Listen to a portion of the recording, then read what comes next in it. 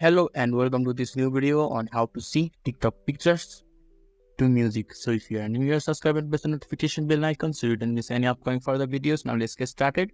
So firstly, you need to open your TikTok application. It is available in both Play Store as well as the App Store. And when you are inside the TikTok application, in the bottom taskbar, in the middle there is a plus signature or plus sign. Just click there and another interface where you can record will be opened. And when you are inside this interface, in the bottom right hand side there is an upload section. You can just click on the upload section and select the photos that you want to add.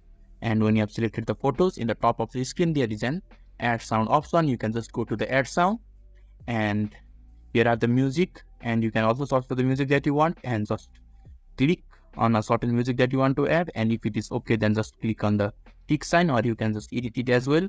And when you have edited it and pressed on the done button, then music will also be added to your TikTok videos. So automatically TikTok will sync your TikTok pictures and the music.